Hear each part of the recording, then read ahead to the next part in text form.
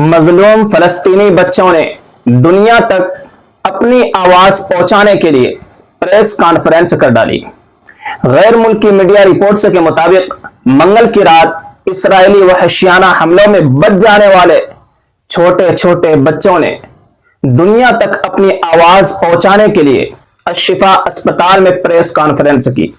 10 साल बच्चे ने कहा, अक्टूबर की 7वीं तारीख से हमें नस्ल कशी का सामना है। हमारे सरों पर बमों की बारिश की जा रही है। हम चाहते हैं कि दुनिया को यह मालूम हो कि हम जिंदा तो हैं, लेकिन उन्होंने जिंदगियों को मार डाला है।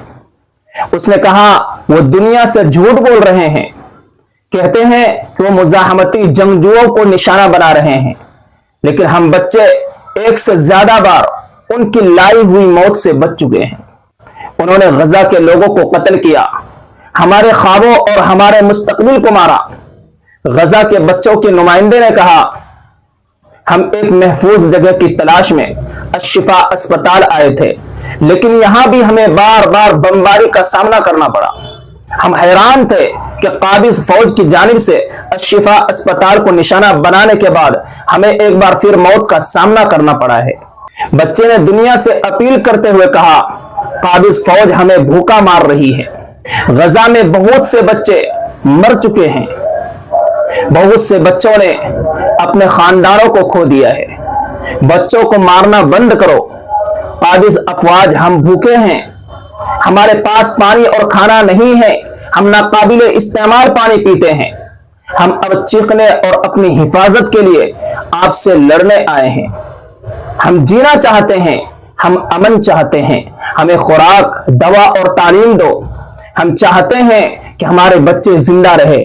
वाज़ेह है कि इन बच्चों में से कोई तो बेघर होने वाले पनाह गजीन हैं, जिन्हें इसराइली बमबारियों के नतीजे में भागकर अशिफा अस्पताल में पनाह लेनी पड़ी थी, और कुछ वो है जो अपने माँ बाप की लाशों के साथ, खानदान के दीगर अफराद के साथ अस्पताल आए थे। मीडिया रिपोर्ट्स के मुताबिक इसराइली फजाई हमलों में गजा में हर 10 मिनट में एक बच्चा मर रहा है। गजा में फलस्तीनी वजारत सेहत के फराहम करदा आदाद शुमार बताते हैं कि जंग के आगाज से अब तक 4237 बच्चे शहीद हो चुके हैं।